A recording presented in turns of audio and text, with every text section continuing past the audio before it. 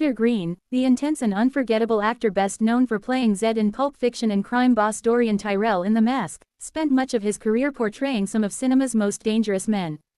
But behind the menacing performances was a deeply private individual whose real life was far quieter, shaped by struggle, survival, and a small but meaningful circle of people he cared about deeply.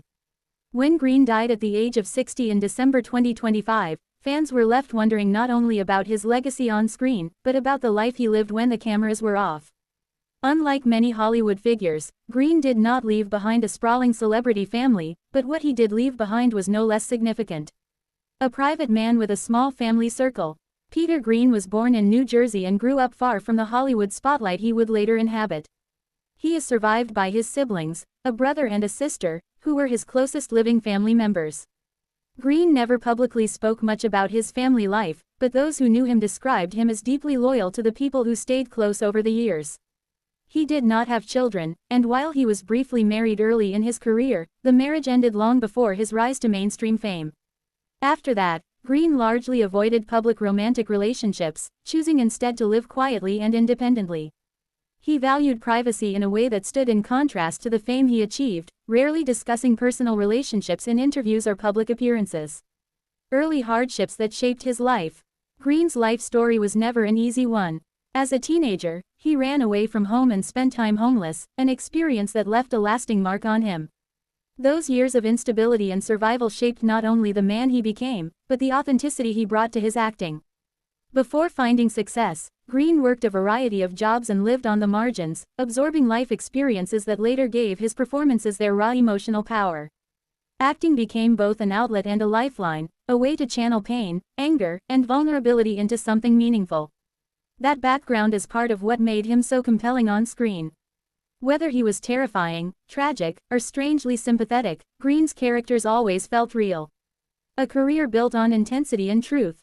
Greene's breakthrough came in gritty independent films of the early 1990s, where casting directors quickly noticed his magnetic presence. That led to his most famous roles in Pulp Fiction and The Mask, both released in 1994, a year that permanently cemented his place in pop culture. Though often cast as villains, Greene resisted being reduced to a stereotype. He approached each role with seriousness and depth, believing even the darkest characters deserved psychological honesty. Over the course of his career, he appeared in dozens of films and television series, sometimes in small roles that nevertheless left a lasting impression. To many fans, he was instantly recognizable, not because of leading man looks, but because of the intensity he brought to every frame. Personal struggles and survival. Greene's life was also marked by well-documented battles with addiction. In the 1990s and early 2000s, substance abuse disrupted both his career and personal stability. He was open about those struggles later in life, acknowledging that fame and unresolved trauma created a dangerous combination. He survived overdoses, legal trouble, and a suicide attempt, experiences that could have ended his story early. Instead, Greene continued to work, rebuild, and search for purpose beyond acting alone. Those who knew him later in life described a man who was more reflective, gentler, and deeply aware of how close he had come to losing everything. His survival became part of his identity, not something he glamorized, but something he respected. Life away from the spotlight. In his later years, Greene stepped further away from Hollywood's social scene. He lived modestly and maintained a tight circle of friends and collaborators rather than chasing fame.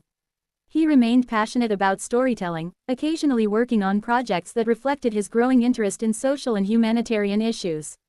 Friends recall him as thoughtful, intelligent, and surprisingly soft-spoken, a sharp contrast to the violent characters audiences associated with him.